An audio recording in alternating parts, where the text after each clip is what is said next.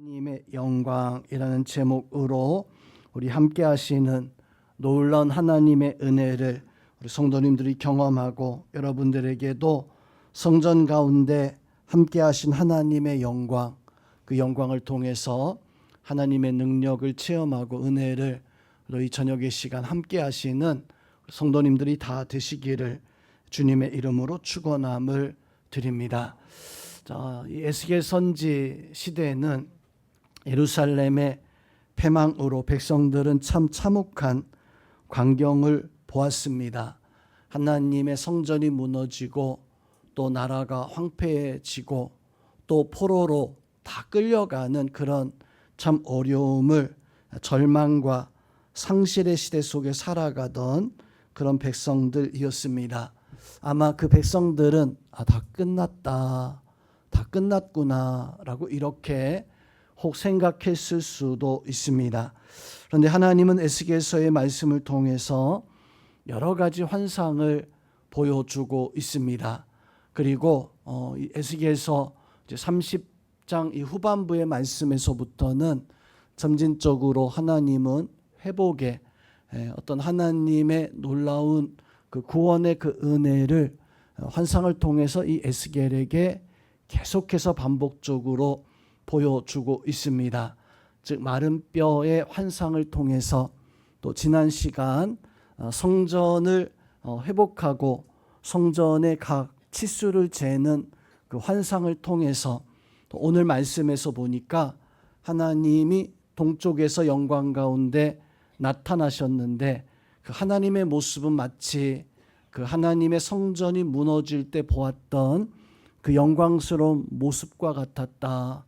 그발 강가에서 하나님이 거기 계실 때 그 모습과 같았다. 자, 그 모습은 하나님이 성전에 거하지 아니하시고 성전을 떠나가셨던 모습이었다라고 한다면 오늘 43장에서의 하나님의 모습은 성전 가운데 다시 찾아오시는 하나님의 영광 가운데 거하시는 이런 모습을 오늘 말씀 속에서 보여주고 있습니다. 오늘 말씀에서 보니까 성전 동쪽 문에서부터 하나님이 영광스러운 모습으로 다가오는데 하나님의 음성이 많은 물소리 같이 들리고 하나님의 어떤 외침의 소리가 에스겔과 백성들에게 들려지고 또 그 하나님의 모습을 보니까 성전 가운데 하나님이 영광스러운 모습으로 함께 하신다라고 이렇게 하나님의 영광이 가득하게 채워진 성전의 모습을 말씀을 해주고 있습니다. 자, 그 모습은 아마도 많은 크리스찬들이 바라고 소망하는 모습일 겁니다. 우리 교회 왔을 때 우리는 이 교회 성전 안에 마치 마가다락방에 120명의 그 성도들이 한 사람도 빼놓지 않고 기도했을 때 불이 천장에서부터 내려오고 그 불 끝이 마치 갈라지는 것처럼 갈라져서 각 사람 머리마다 다 임하였다라고 하는 그 마가다락방의 그 성령의 그 역사는 하나님의 성령의 역사가 그 다락방에 온전히 충만한 어떤 그런 모습이었습니다. 아마 우리도 신앙생활하면서 그런 마가다락방의 성령의 충만함을 바라고 또 우리 교회가 하나님 앞에 나와서 내가 예배할 때 내가 하나님 앞에 신앙생활하고 기도할 때 나에게 그런 은혜가 임하는 것을 소망하며 우리가 교회에 나올 겁니다. 그런 은혜가 이스라엘 백성들에게도 있었어요. 하나님의 성전이 무너지고 이제는 포로로 다 끌려갔었던 그런 상황 속에서 오늘 에스겔 선지는 하나님이 성전 가운데 거하시고 마치 마가다락방처럼 영광이 가득한 모습을 가지고 있었던 그 하나님의 그 모습을 보았을 때 에스겔 선지가 얼마나 감격스러웠을까요? 실제적인 모습이 아니라 환상 가운데 보여주었던 어떤 약속, 언약이었었지만 에스겔은 그 환상을 보면서 드디어 하나님이 이제 일하시는 것이구나. 우리가 하나님의 회복의 은혜 속에 이제는 하나님의 은혜 속에 서야 하겠다라고 하는 어떤 그런 확신, 그런 믿음을 가질 만했었던 이런 환상이었습니다. 성도, 이 환상은요 참으로 중요한 장면이었습니다. 왜냐하면 하나님이 성전을 떠나간 것이 참 오래되었기 때문입니다. 50년 만에 이 백성들이 포로 생활을 마치고 돌아오게 되어지고, 그리고 성전이 다시금 세워졌던 것은 무너지고 70여 년 만에 그 성전이 다시 세워지게 되어지는데, 어린 시절에 보았던 사람이 이제는 70대 할아버지가 되어져서 아마도 기억한다면 한 80대 정도 되어진 사람이 돌아와서 저 어렸을 때 그때는 막 성전에서 뛰어놀던, 성전이 뭐 하는 곳인가라고 하는 것을 잘 알지 못했을 텐데 포로 생활하면서 성전이 어떤 것이다라고 하는 것을 알았을 거예요.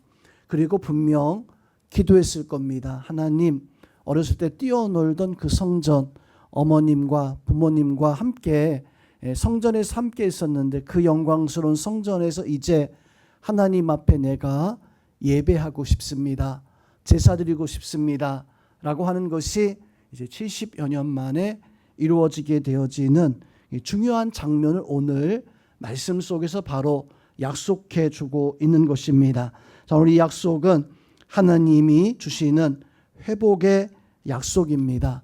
자, 이 회복의 약속은 오늘날 우리에게도 똑같은 어떤 은혜와 똑같은 말씀으로 또한 전해질 수 있습니다.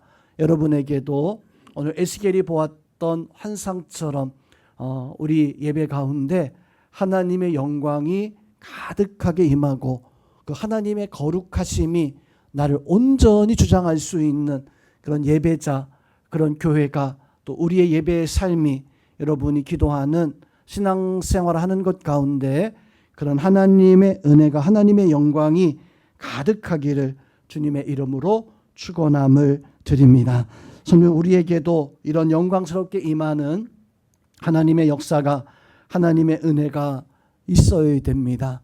오늘 에스겔 선지기 하나님이 이런 영광스러운 모습을 보여주고 있는 것이 무엇일까? 어떤 의미를 우리에게 더하여 주실까? 다시 한번 우리의 모습을, 또 에스겔 성지 당시에 사람들의 모습을 통해서 우리의 모습을 돌아보고 우리도 어떤 세상의 것에서 구별되어지고 이제 영광스러운 모습으로 서야 됩니다. 우리 성도님들은 하나님 앞에 다 오늘 에스겔 선지가 보았던 것처럼 영광스러운 모습으로 설 수 있는 귀한 은혜 함께하기를 주님의 이름으로 축원드립니다. 자, 먼저 첫 번째로 하나님의 영광이 떠난 자리가 있어요. 자, 하나님의 영광이 떠난 자리는 남는 곳이라고는 절망과, 하나님이 떠났으니까 거기에는 기회가 있는 게 아니라 상실감이 남아있는 곳이 바로 하나님이 거하지 않는, 하나님의 영광이 떠나 있는. 자, 오늘날 교회가 하나님의 영광이 가득하게 임해야 되는데 하나님의 영광이 거하기보다는 하나님의 영광이 떠나간 것 같은, 하나님의 그 은혜, 하나님이 주시는 은총이 가득해야 되는데 하나님이 주시는 은총과 하나님의 역사가 상실되어져 있는 그런 모습을 가지고 혹 우리가 살아가고 있는 것은 아닌가. 성도님, 어쩌면 오늘날 이 시대가 성경에서 보면 참 악한 세대들이 있었습니다. 노아의 홍수 당시에 그 사람들이 하나님이 너무 악해서 물로 심판하잖아요. 하나님이 그렇게 심판하셨던 그 세대가 있었고, 또 아브라함에게 하나님의 사자들이 찾아가서 소돔성, 고모라성을 심판하시겠다라고 하는데 불로써 그 소돔성과 고모라성을 심판하십니다. 근데 그 소돔성과 고모라성의 모습을 보니까 롯이 하나님의 사자들을 맞이하는 그 장면에서 보면 모든 소돔성 사람들이 몰려와서 롯에게 그 사람들을 내어놓아라. 그 사람들 보니까 우리 동네 사람 같지 않고 참 아름다운데, 참 근사한데 우리가 그 사람과 상관하리라라고 하는 어떤 육적인 타락함의 모습을 보여주고 있었어요. 그 소돔성 하나님은 심판하실 만한 그런 성이었습니다.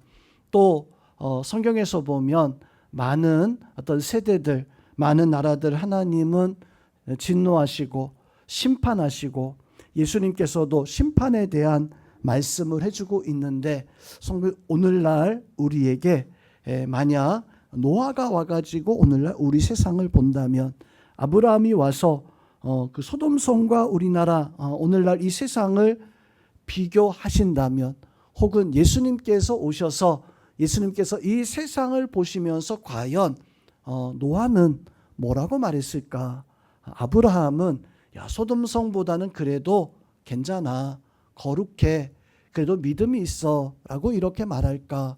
아니면 예수님께서 오늘날 시대를 보면서 우리를 향해서 어떤 말씀을 하실까?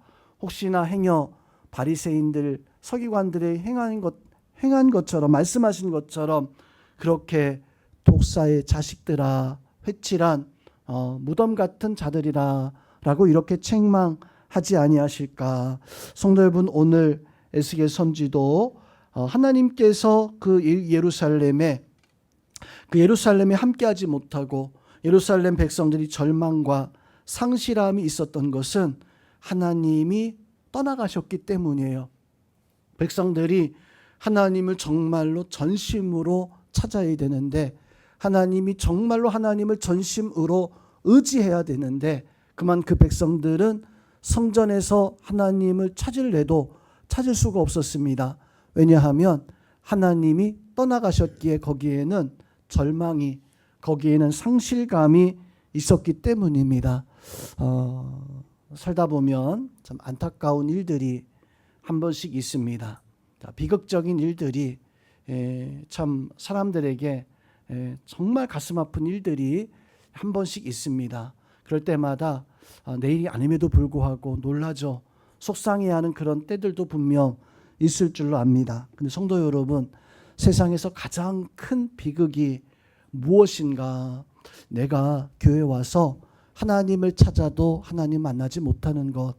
내가 교회 와서 하나님을 찾았는데 하나님의 거룩하심이 상실되어지고 하나님의 은혜를 찾지 못해서 내가 왔다가 하나님 만나지 못하고 돌아가는 것, 그것보다 사실 더 큰 비극은 없습니다.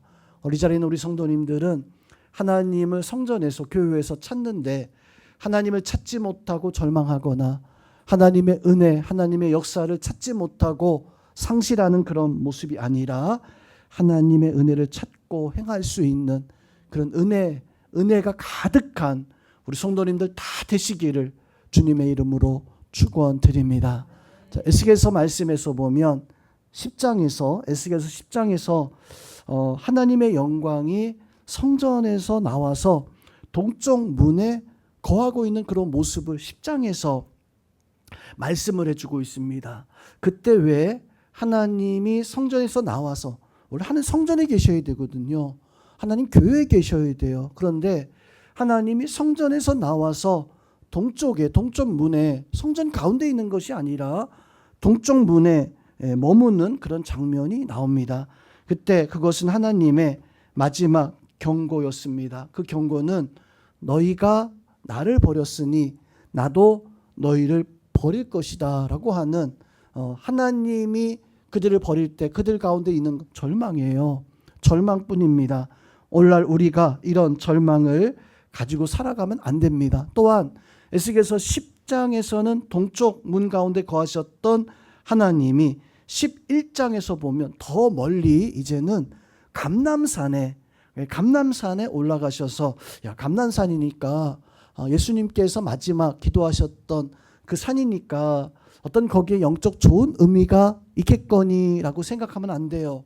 이 감람산에 거하셨다는 것은 하나님이 성전에 거하셔야 되는데 성전에 거하시던 하나님이 동쪽 문에 거하시고 동쪽 문에 거하셨던 하나님이 더 멀리 성전에서 더 멀리 감람산에 거하고 계셨다라고 하는 것은 이거는 하나님이 떠나가시는 모습을 에스겔서의 말씀 속에서 우리에게 증거해주고 있습니다. 성도 여러분, 우리가 하나님 붙잡아야 되는데 하나님이 떠나가면은 내가 붙들고 있는 것이 아무리 귀한 것이다 할지라도 내가 돈을 붙잡고 있어도 허무한 겁니다. 권력을 붙잡고 있어도 또 관계가 있어도 그 사람들에게 절대 정말로 참다운 위로함을 받을 수가 없어요. 우리는 하나님과 함께 할 때 그 돈이 가치가 있는 거고 하나님이 우리와 함께 할 때 그 권력이 가치가 있는 거예요. 성도님, 권력이요, 이게 나쁜 게 아니라 다윗을 보세요. 사울 왕을 보세요. 하나님이 함께하는 다윗과 하나님이 함께하지 못하는 사울 왕은 너무나 달라요. 우리가 하나님이 함께하고 있을 때 절망이 있는 것이 아니라 거기에 하나님의 능력과 하나님의 통치와 하나님의 다스림과 하나님의 역사가 있는 것인데, 하나님이 성전에 거하시다가 동쪽 문으로 나가버리시고 그 하나님이 감람산까지 가셨다라고 하는 것은 교회에서 하나님이 떠나서 교회에서 하나님의 영광이 없고 하나님의 그 은혜가 없으면 뭐가 있을까요? 교회예요.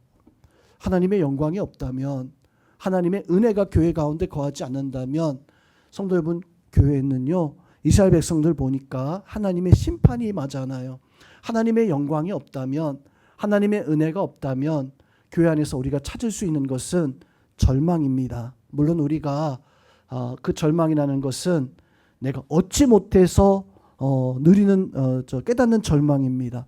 하나님 만나기 위해서 나왔는데, 하나님 앞에 기도하기 위해서 나왔는데, 하나님 앞에서 내가 하나님과 영적 임재를 느끼기 위해서 나왔는데 그 하나님을 내가 이 성전에서 교회에서 만나지 못한다면 우리에게 찾아오는 것은 절망이죠. 안 되는구나, 넘어지는 것이고 쓰러질 수밖에 없는.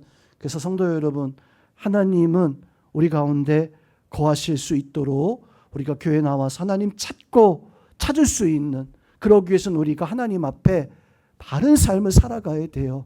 왜 오늘 43장에서 하나님 다시 성전 가운데 거하시기 시작합니까?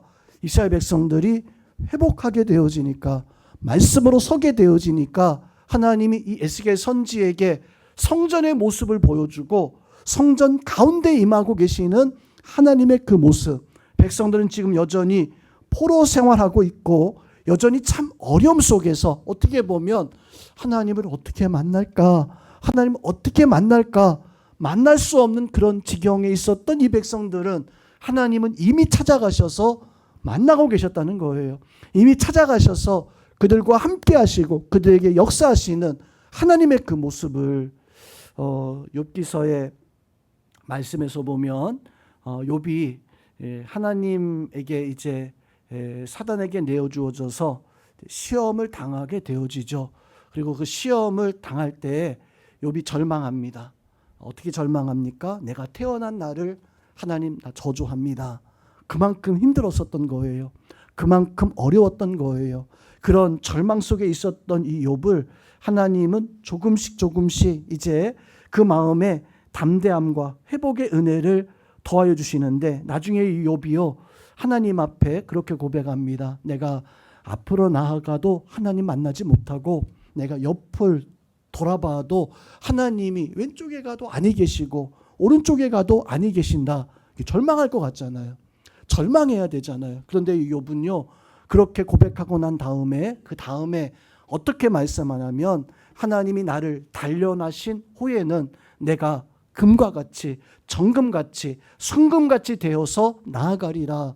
지금 하나님을 내가 만나지 못하지만, 내가 왼쪽에서 오른쪽에서 하나님을 찾지 못하지만, 이거 하나님이 나를 단련하는 것이다. 단련하는 것이 끝나고 나서는 내가 하나님 앞에 금과 같이 되어져서 하나님 앞에 설 것이다 라고 하는 그런 고백. 자, 이스라엘 백성들이 지금은 이제 예루살렘 성이 무너졌을 때는 하나님이 떠나갔잖아요. 동쪽 문에 거하시다가 감람산으로 가버리시는. 근데 지금 오늘 말씀에서는 다시 동쪽 문으로 오셨어요. 그리고 에스겔 선지가 보니까 하나님의 성전 가운데 거하시는 이런 모습을 우리에게 보여주고 있습니다. 자, 우리에게서도 하나님을 찾고자 하는, 하나님을 의지하고자 하는, 그래야지만 우리가 하나님을 우리 성전에서 우리 삶 가운데서 만나고 절망이 아니라 상실이 아니라 하나님의 은혜 가운데 설 수 있는 우리 모든 성도님들 될 수 있기를 주님의 이름으로 축원드립니다. 두 번째로 하나님은 영광스럽게 성전에 거하시기 때문에 우리는 그 하나님과 함께하며 우리는 하나님의 어떤 임재, 하나님의 역사를 통해서 하나님 앞에 거룩하게 믿음으로 살아갈 의무와 책임이 바로 이제 우리에게 있습니다. 성도는 우리에게는 의무가 있어요. 우리에게는 책임이 있어야 돼요. 우리에게는 사명이 있어야 돼요. 바로 그것은 하나님을 찾고 하나님 앞에 나아가고 하나님 앞에 설 수 있는 그런 모습이, 하나님은 분명 성경에서 보니까 철저하게 하나님의 사람에게, 하나님의 백성들에게 그 책임을 항상 물으십니다. 성도, 우리가 반드시 하나님 앞에 가서 하나님께서 우리의 책임을 물으실 거예요. 다행한 것은 우리가 구원받았잖아요. 구원받았으니까 우리에게 상급의 어떤 하나님의 은혜의 책임을 물으시겠지만, 분명 기억해야 되는 것은 하나님 우리를 보고 계시고 하나님 영광 가운데 하나님 그 성전 안에 거하실 때 우리에게 의무가, 우리에게 사명과 책임이 있습니다. 우리에게 어떤 의무, 어떤 사명, 어떤 책임이 있습니까? 하나님의 자녀다운 삶을, 하나님의 믿음으로 살아갈 수 있는 그러한 삶을 살아갈 수 있는 그 삶의 역사가 바로 우리 가운데 있어야 됩니다.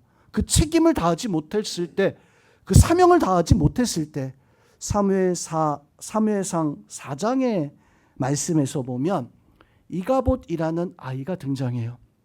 이가봇, 이 아이는 엘리 제사장의 손주였습니다. 자, 근데 이 이가봇은 어떻게 해서 태어나게 되어지냐면, 자, 엘리가 그 두 아들과 함께 이제 블레셋과 전쟁을 하게 되어지죠.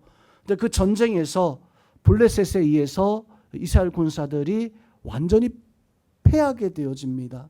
그리고 그 자녀들이 그 전쟁터에서 죽음을 당하게 되어져요. 그때 태어났던 아이가 바로 이가봇이라고 하는 아이였었어요. 근데 이 이가봇의 뜻이 무엇이었냐면 하나님의 영광이 이스라엘에서 떠났다라고 하는 뜻을 가지고 있습니다. 무슨 의미일까요? 엘리 제사장 시대에 전쟁이 있었는데 두 아들 제사장이 전쟁에 나가서 죽음을 당하고, 또 이 엘리도 하나님 앞에 심판받을 그때에 태어난 그 아이의 이름이 이가봇이었다. 근데 그 이가봇의 이름의 뜻은 하나님의 영광이 이스라엘을 떠났다. 그 말씀의 의미는 엘리가, 제사장이 책임과 사명을 다해야 되는데 그 책임과 사명을 다하지 못하였을 때 엘리의 손자였으니까 이 이가봇은 제사장이에요. 대제사장입니다. 대제사장 될 아이예요. 그런데 그 아이의 이름이 하나님의 영광이 우리에게서 떠났다라고 하는 그런 이름을 가지고 있는 아이가 태어났던 거예요. 즉 그 의미는 하나님의 제사장이, 하나님의 믿음의 사람이 어떤 하나님의 책임과 하나님의 사명을 감당하지 못했을 때 하나님은 떠나게 되어지는, 하나님의 그 은혜와 역사 속에서 떠나게 되어지는 그런 모습을 가지게 되어지는, 그런데 반대로 하나님의 그 은혜가 돌아오게 되어져야 됩니다.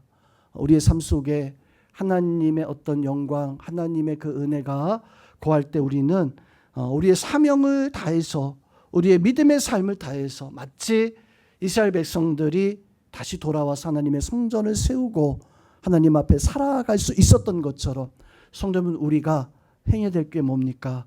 하나님의 영광이 교회 가운데 임하였다면, 교회 가운데 하나님의 역사가 임하였다면 우리는 교회에서 우리의 사명을, 우리의 책임을, 우리의 의무를 다할 수 있는, 여러분들은 영혼교회 성도들로서 하나님 앞에 믿음의 사명, 믿음의 삶을 하나님 앞에 감당해 나갈 수 있는 그런 믿음의 성도님들이 다 될 수 있기를 주님의 이름으로 축원드립니다. 레위기서 10장을 보면은 또 한 사람, 우사라고 하는, 사무엘상 6장이죠. 레위기서 10장은 이제 저 영광스러운 그 모습을 잃어버린 사람들에 대한 말씀이 나오고요. 사무엘서 6장에 보면 이제 다윗이 법궤를 예루살렘으로 이제 옮겨가는데 마차에 싣고 법궤를 옮겨갑니다. 근데 마차가 갑자기 덜컹하죠. 그때 깜짝 놀라서 제사장이었던 우사가 그것을 탁 잡았어요. 잘한 일이죠. 법궤가 덜컹하면 깨지고 부서지고 떨어질 수 있는데 그 덜컹하는 걸 그걸 잡았어요. 그런데 그 자리에서 그만 이 우사가 그 법궤를 잡았다고 해가지고 하나님이 심판하셔서 죽이셨습니다. 그 이유 아시죠? 하나님께서는 법궤를 그렇게 마차에 싣고 하는 게 아니라 제사장들이 짊어지고 찬양과 함께 제사장들이 둘러 호위하면서 그렇게 나아가야 되는데 편하게 쉽게 하려고 하는, 마차에 싣고 가면 얼마나 쉬워요.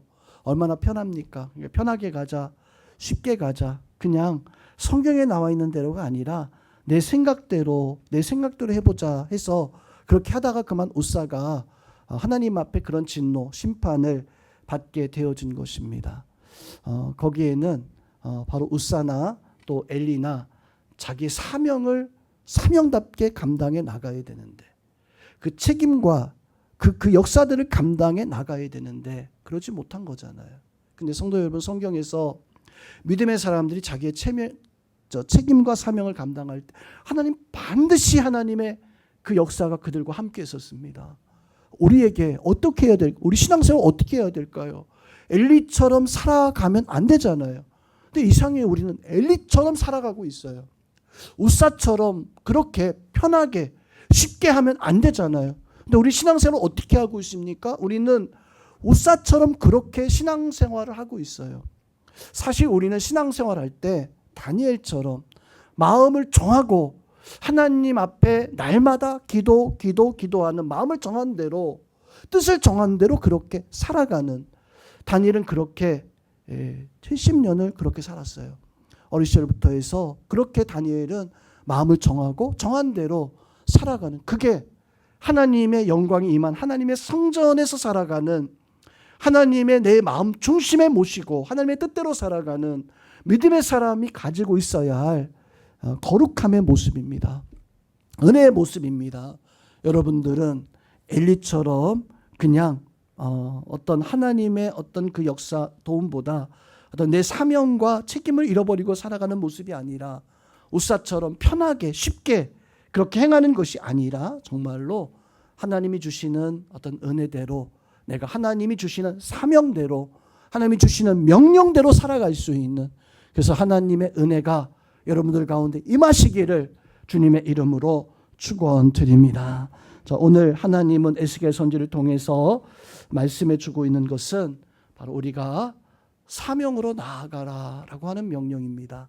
하나님의 성전이 계시기에 하나님께 나아가라라고 하는 것은 곧 우리가 하나님의 뜻과 하나님의 사명대로 나아가라.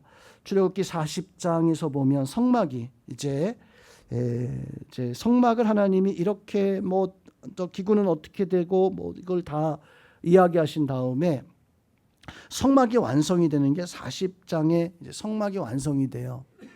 성막이 완성되어졌을 때 어떤 일이 일어나냐면 구름이 이 성막을 이렇게 다 이렇게 덮어버립니다.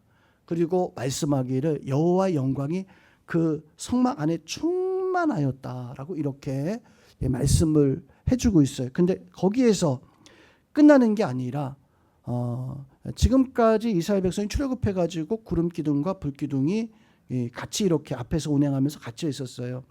성막이 완성이 되었을 때 그 성막 위에 이제 구름 기둥과 불 기둥이 함께 하는데 구름이 덮이면서 하나님의 영광이 임하면서 그 영광이 구름 기둥과 불 기둥과 함께 했습니다. 성도 여러분, 그 장면이 우리에게 말씀해 주고 있는 것이 무엇이냐면 이스라엘 백성들이 하나님 명령 따라 성막을, 그 재료를 가지고 백성들이 정말 힘을 다해서 다 이렇게 완성을 하고 다 끝났다, 완성했다라고 했을 때 거기에 하나님의 영광이 임한 거예요. 그리고 백성들이 볼 수 있도록 구름 기둥과 불 기둥에 어떻게 표현되어지는 모르겠습니다.